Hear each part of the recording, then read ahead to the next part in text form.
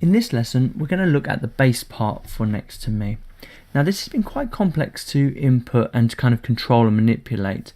There's a few reasons for this. One of the reasons is that it's quite a live bass, so it has that very natural feel. The other reason is it's quite low in pitch, so at certain points it's quite difficult to hear. I have followed the score mostly, but I'll show you a few ways in which the score is different to what I'm hearing, okay? And it's up to you to kind of realize what you want to put in, but this is the kind of way that I'm hearing it, okay? So one of the first things we need to identify is that the bass doesn't play in this first part up until the middle of the first verse. There's also points where it drops out. So at the beginning of verse 2, at the beginning of chorus 2, it drops out. Now it's really important to kind of get these contrasts working so they blend well and that it all works. One of the ways in which I had to kind of control this and to hear that I was doing everything right and to make sure that I was getting the pitches and the rhythms right was to kind of work with this master track. Now one of the first things I did was input all my notes. I've done this by typing them in, but it's probably best if you can play them in, to play them in. And then I've looked through this. So the first thing I've done is actually mute, solo the main track, so make sure that my part is muted. Watch my bass part, so by selecting the track, watch my bass part and make sure all of the rhythms are kind of as I would expect them to be. So if I just play that now, you'll hear their song and you should be able to follow along to make sure the rhythms are absolutely accurate. Next to me. You won't find I'm trying to chase the devil.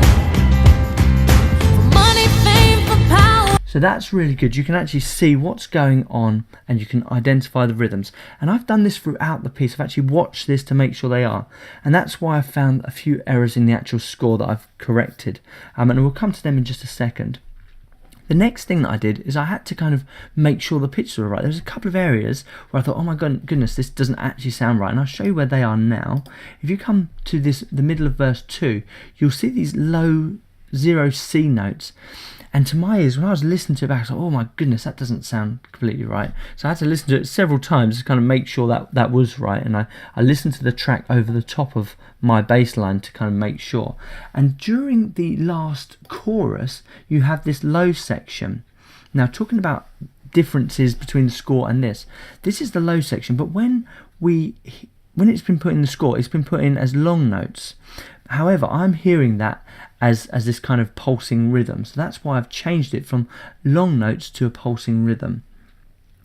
And once again, it's that C0 note that I really had to struggle with, and I thought, oh my goodness, that doesn't sound completely right. But after listening to it a few times, I've kind of resolved myself that it's okay.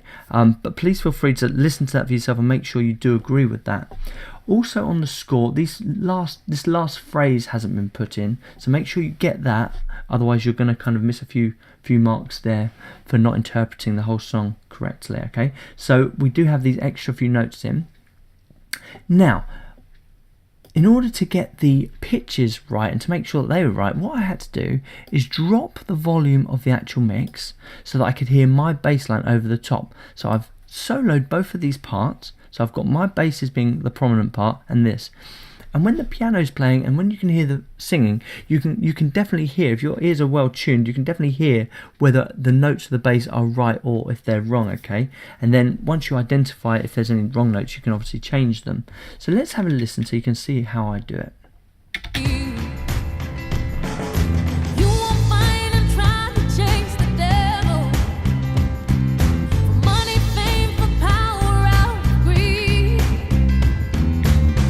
Okay, so I'm fairly happy with the sound that I'm getting. I'm fairly happy with the tunes, but it is down to you to make sure that you're happy with it and that you think it's correct.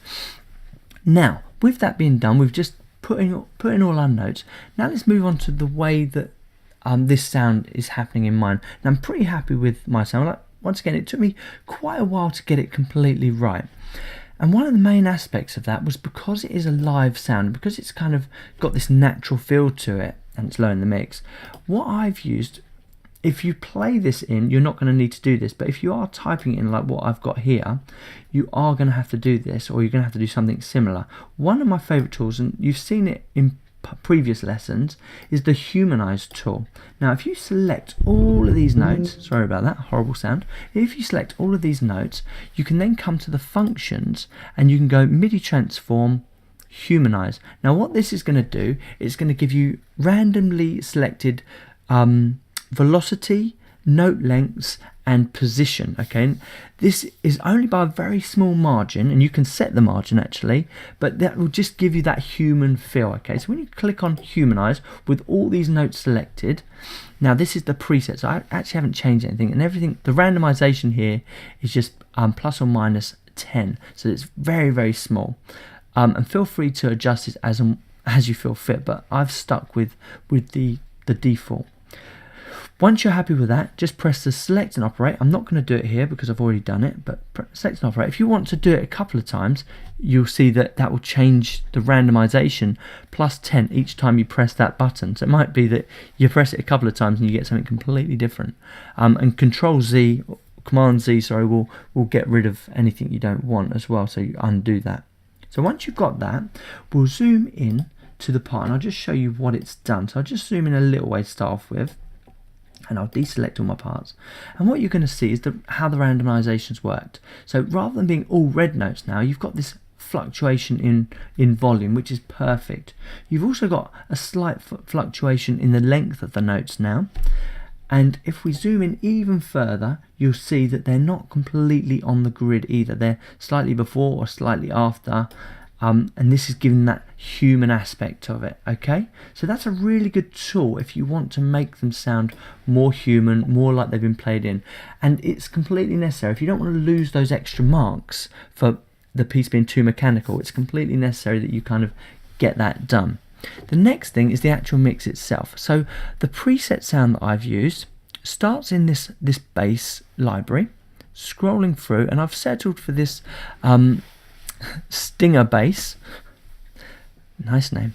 Okay, so I've settled for this Stinger bass, and this is part of the EXS24. I've actually done no changes to this instrument at all. But one of the good things about Logic X is it comes with this bass amp. Now, what I've done here is I've turned on this HF cut filter and just turned it up ever so slightly to give a bit more boost. And I've also changed the tonality of the bass from a 1 to a 4, which is giving me a lot more depth to my bass, and it's giving me a lot more accuracy with my boom sounds. Okay, so that's all I've done there. As well as the tone set within the bass amp, I've also changed the EQ ever so slightly. I've boosted my frequencies around this 100, and that is purely to give it a lot more kind of boom and thickness. And you'll notice with the track that is quite a prominent thing. So it does need to be quite a thick and muddy bass. Okay, so that's one way in which, and I've just put a little bit of cut here around the kind of 740 hertz area just to kind of clean up my sound ever so slightly. Now, the rest of it was all part of the sound itself, but I have had to add my main reverb to the whole thing. I've turned it on quite a bit just to give it a lot more reverb so it sits well in the mix. Depending on how your bass sits in the mix, you might want to just turn it down ever so slightly. And I've just turned it down by -1, almost 2 decibels, and it sits in the center of the mix. Okay, so the bass is very much kind of enhancing the vocal range at this point, because the vocals are sitting higher in the frequency range and the bass is sitting low in the frequency range. It's okay to have both of those parts sat dead center of the mix, and it will give you this nice balance when you look at the whole piece in its entirety. So how does my piece sound? Let's play their track first. So here we go, we'll take the solo off of mine, so we just hear their track and listen out for the bass part.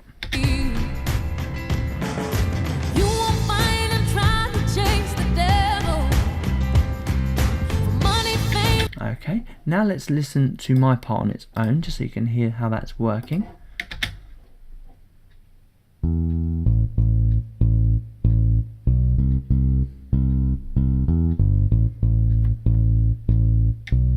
And I'm really happy with that bass. I think that's fantastic. Okay, let's mute their track, and now let's listen to how mine's shaping up. Now, just a note at this point, it's still not as thick as the actual mix.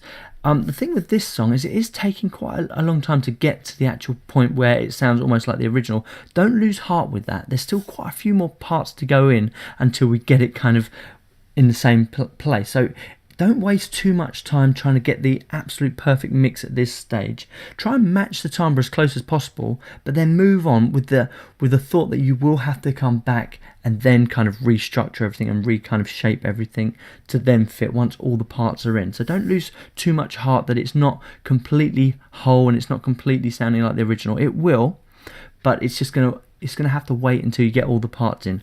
That being said, I'm pretty happy with the results, and it's certainly going in the right way. So here's what mine sound like so far. Find him next to me. You won't find him trying to chase the devil for money, fame, for power, or for greed. Let me just listen to theirs again, just so you get the contrast. You won't find him trying to chase the devil for money, fame, for power. Okay. Next bit, let me just play that last bit because this bit isn't actually in the score, so just make sure that you've got this bit written in as well, otherwise you will miss a few marks here. So just this last phrase, okay? So it goes do do do do. Okay, so let's just listen to mine so you can hear that.